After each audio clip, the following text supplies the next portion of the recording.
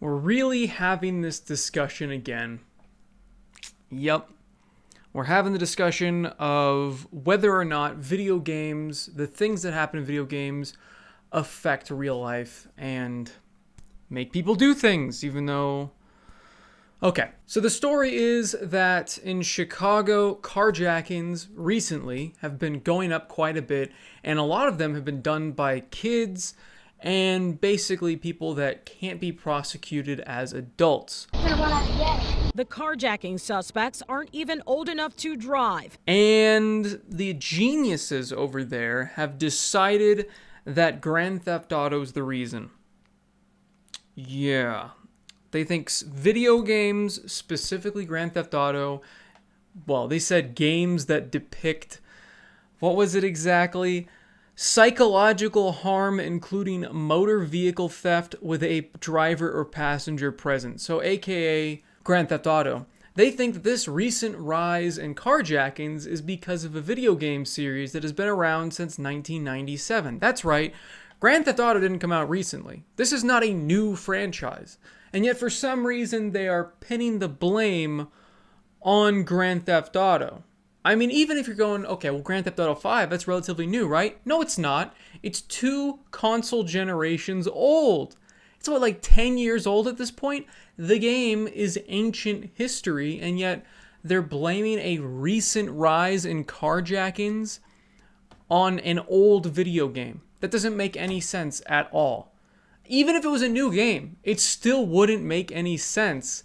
But here we are once again with politicians that are blaming their crime-ridden, poorly run city on video games because they've got no other thing. They don't want to take the blame for it. They don't want to say that they're doing a bad job.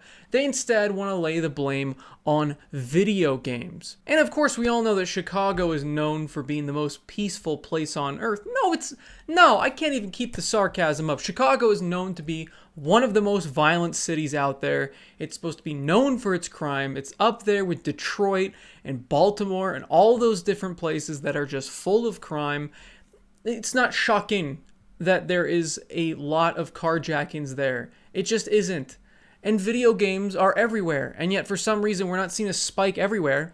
If Grand Theft Auto came out and then after people were playing it for a couple weeks, the entire country, the entire world, because I guess the entire world, I mean, they all play video games. So if the entire world all of a sudden saw a spike in carjackings, yes, we could see that there's some sort of correlation.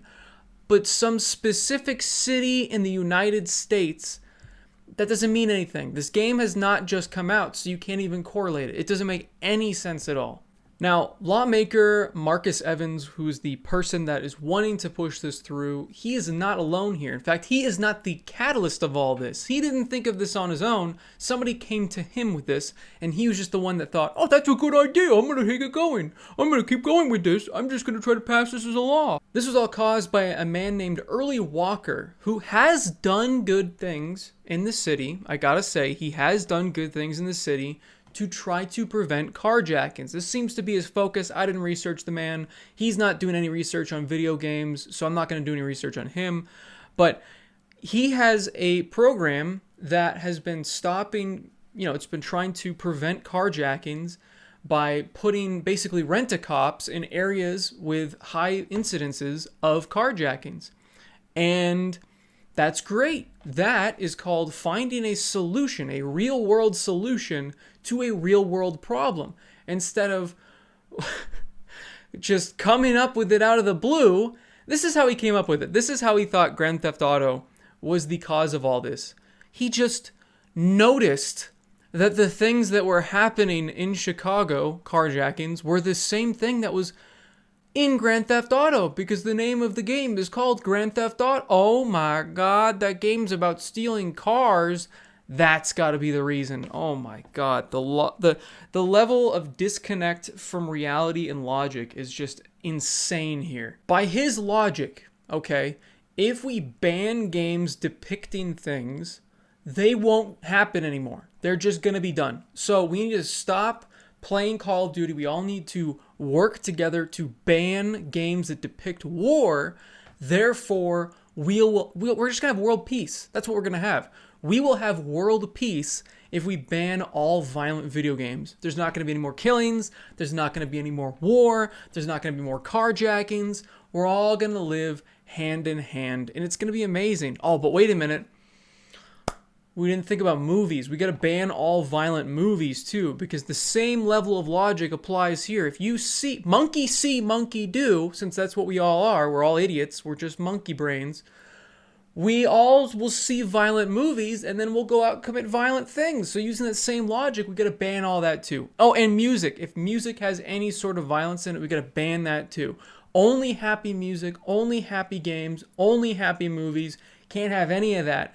Because if you do, you're gonna have it. It's gonna cause more mayhem. That's their logic. They think that a piece of entertainment is causing things in the real life, when that's just not the case. There have been so many experts that have confirmed that no. There's no link between violent video games making violent people. There just isn't. Now, there's some that say there's a connection to aggression, but the only aggression I've seen from people when it comes to video games is when they're getting pissed off at the video game. They get pissed off at the video game, and it's not like they harbor that anger for the rest of the day or put it towards anything else. And if they do, they're already a mentally unhealthy individual. So unless you really want to start cracking down on people playing video games that shouldn't be playing video games that are violent, you need to start doing background checks before you let anybody watch a movie or play a video game. But that's unrealistic. Just like it's unrealistic thinking that banning video games depicting carjackings and psychological harm, I mean, think about it. That's such a vague thing. Almost every video game T to M is going to have some sort of psychological harm in it. So I don't quite understand why the wording is so vague, besides the fact that they don't even know what they're doing. They're just kind of flying by the seat of their pants and just looking for some sort of scapegoat to point the finger at why their city is so messed up.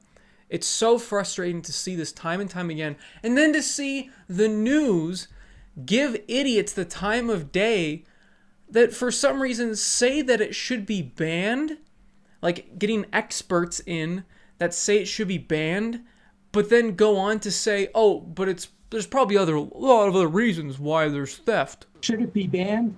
I think so. However, there's probably lots of reasons for theft. No shit, Sherlock. There's a billion other reasons why people are stealing things. Has nothing to do with video games. I don't understand why he says, oh yeah, it should be banned, but there's probably a lot of other reasons. I'm pretty sure those other reasons are the reason. Why are you saying that this game should be banned if you're also saying there's a billion other reasons out there? Getting rid of the video game is not going to take care of those other reasons. How do these people get to positions of power? I just don't understand. If this, I guess it is kind of summing up our entire government and how pathetic they all are. And I'm saying all because they believe that this bill to get these carjacking games banned will have bipartisan support. So don't go, duh, Democrats, because they're both idiots. They're both idiots. Holy crap. They're all useless. They don't think for us. They think for themselves. And right now, what's best for themselves is to find a scapegoat, to not take care of the carjacking issue, but to just kind of shift the focus from the fact that they're failing at their jobs to video games. Oh man, I'm old and don't understand those. Let's blame that. Good Lord, I swear to God, all these lawmakers and experts that are like 90 years old, they're probably all longing for the days that we all go back and play Pong. Good God. So sad to see this again. I swear to God, we've been seeing the same thing, since the 90s, really. Even before Grand Theft Auto came out, there were people freaking out about Mortal Kombat, people freaking out about Night Trap, people freaking about constantly something new that scares them, that they can then shift the blame of a failing society onto that instead of taking care of it by putting different programs in place like this person did already. But instead of making more programs, he's wasting his time, money, and effort into banning video games that are not going to have any real world effect. Hell, you might cause more carjackings to spike because all the kids that want to play these games are going to get pissed off And because they can't release that aggression and release those, oh, I wonder what it's like to steal a car, instead of doing it in a video game, now they're going to do it in real life. Good job, idiots. So there you go. Let me know what you guys think in the comments about this situation. And yeah, definitely one of those episodes where I'm not very happy. And you can tell because it's just, it breaks my brain and hurts my mind. It gives me a headache to think that these type of people that we put in power, they just don't think. They don't use logic. It's just awful. Everything's fucked. Anyway, like the video if you guys liked it, subscribe for more content, and as always, have a fantastic day, unless you live in Illinois. And okay, I wasn't going to keep going. I know there's the fade out and everything, but if you live in Illinois, please write your local lawmakers and just send them facts. Don't troll them. Don't swear at them. Send them just constant, just a stream, a whole list of facts and websites that have shown video games they can't be linked with real world events. Just send them a bunch of stuff. I understand they probably won't read it, but if they know that their votes are on the line for the next time that voting comes around, the next election, that you're not going to vote for them if they vote for this stupid ass bill, that is what's going to get to them. Maybe don't even put facts. Just say, I'm not going to vote for you if you vote for this. If enough people say that, they're going to start getting scared. Because again, they don't care about us. They care about themselves. So make them think about themselves and make them think twice about voting for something stupid.